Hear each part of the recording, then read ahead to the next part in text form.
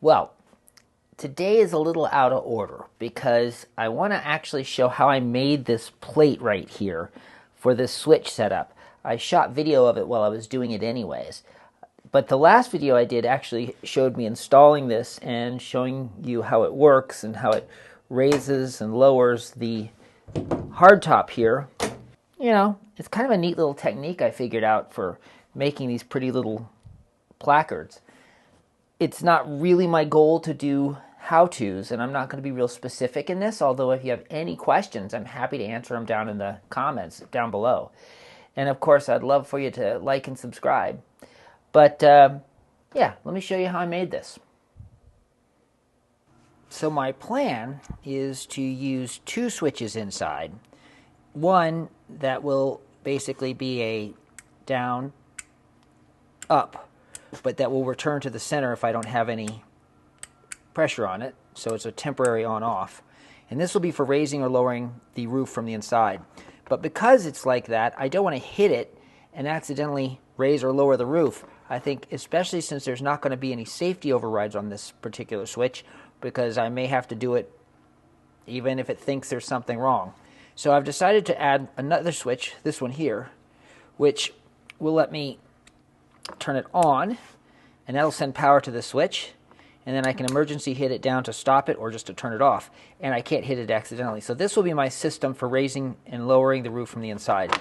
Now, it came with a switch like this, a plate, which they're great, they look nice. I'm not going to use it. So what I'm going to do is take one of my spare pieces of carbon fiber, and I'm going to make a little panel with for two switches and some space for some writing, and we'll use that to make a panel, a control panel for the inside of this truck. Look at this massive carbon fiber bits I've managed to accumulate over time, but I will be using them. That's what's cool. So I'm down in my kind of messy woodworking studio, but I have my Shaper Origin down here, which is a really neat little handheld CNC router, and it uses this tape in order to kind of like maintain its location. And I've already put down a piece of carbon fiber that we're going to cut out, and I'm going to cut it out for these two switches and see how it goes.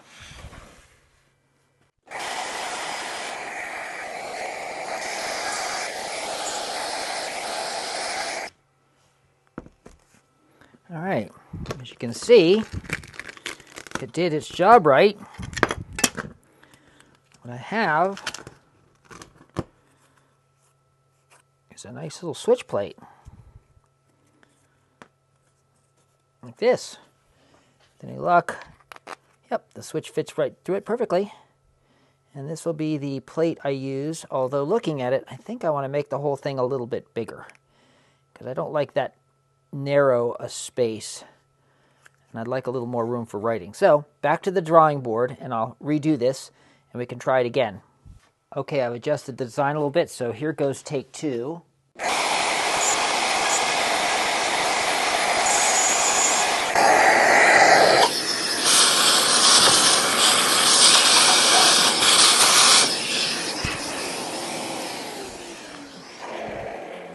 And I think, yeah, that's better. I could get picky and put the screw holes and further out, but I think this is going to be fine. Make sure that fits. It does. Perfect.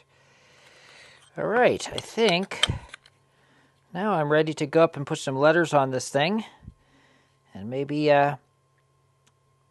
get it ready to put in place.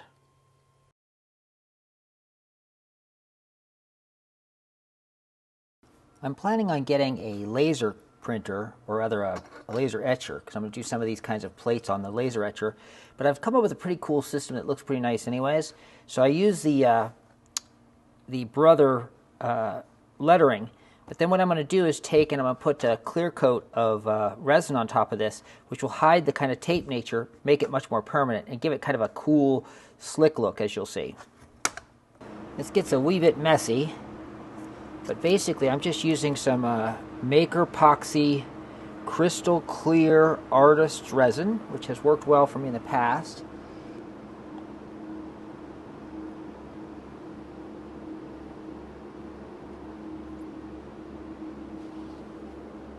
Best way to do this is by weight, but I didn't. So I'm just going to roughly do a 50-50 by volume. When I'm doing carbon fiber, I always do it by weight, because you just generally get a much better, more accurate weighing or mixture. This should be okay. The big question will be if this is thin enough to actually do a decent coverage. I actually don't mind it being kind of viscous, because then it's going to self-level. And what we're going to do is we're going to put it on, and then I'll use the heat gun to pull out the bubbles. So put it on here like this. Now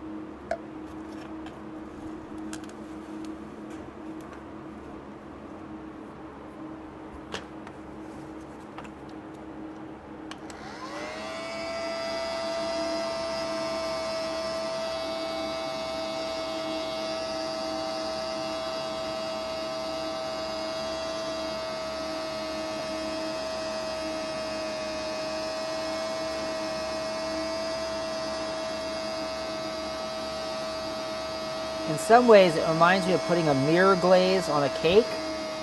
You just kind of want to get it nice and even and let it do the rest of the work on its own.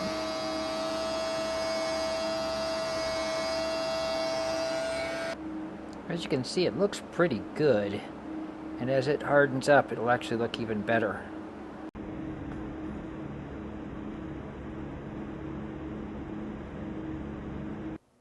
So that's pretty much it. And it actually looks pretty good, I think. I'm very happy with the results.